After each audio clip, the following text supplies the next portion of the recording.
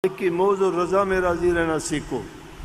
उसकी जो इच्छा है, उसकी जो हमारे प्रति भावना है, या जो उनकी कृपा बरसती है वो होगी। हमारा सोचने से कुछ नहीं होगा, हमारी सोची नहीं होगी, प्रभु की सोची हुई होगी।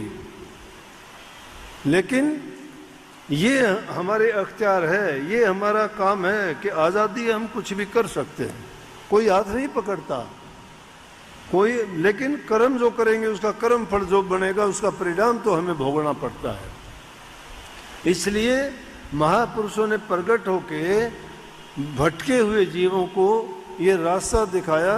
नहीं तो क्योंकि इंसान तो थोड़े से लालच के कारण, थोड़ी सी देर के स्वाद आनंद के कारण, थोड़े से इंद्रिय भोग के कारण बहक जाता है।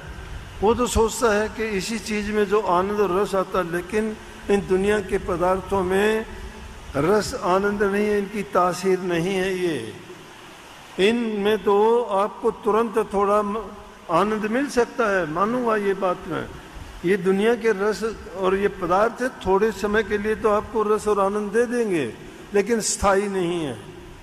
लेकिन वो रस जो नाम रस है, वो अमृत रस है, उसका पान जो करता है वो हमेशा हमेशा के लिए उनको रस देता है। इसलिए उसको अमीर रस, उसको अमृत पान, वो अमर नाम है, उसको अमर जड़ी है वो, जिसको वो मिल जाती है और जिसका वो प्रयोग गुरु के कहे अनुसार, जो गुरु उसको बताता है ये परहेज करने हैं, इस प्रकार से इसका सेवन करना है, उसी अनुसार अगर शिष्य उनको प्रयोग करता रहे तो उसको वो अमर जड़ी मिल जाती है। फिर वो जन्म मरण के चक्कर में नहीं आता। जो जन्मता नहीं वो मरता नहीं, और जो मर जाता है वो फिर जन्म नहीं लेता।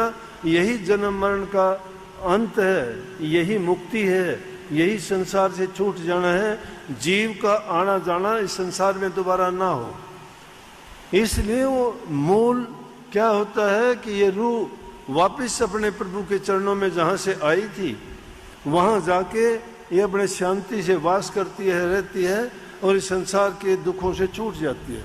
लेकिन जब तक संसार के रस मीठे लगते हैं वो उस रस का आनंद नहीं आएगा। और वो आनंद जब आएगा आपको तो इस संसार के रस आपको नहीं अच्छे लगेंगे। वो रस पावा तो ई रस नहीं भावा, ई रस भावा तो ऊ रस नहीं पावा। ये रस तुम्हें फिर अच्छा नहीं लगेगा। वो जब नाम का रस इतना आसान नहीं, इतना सस्ता नहीं। कभी सोचते हो कि मुझे दो कितने बैठे उनके लिए तो ताना दिया स्वामी जी महाराज ने, ताने दिए उन्होंने उन जीवों के लिए।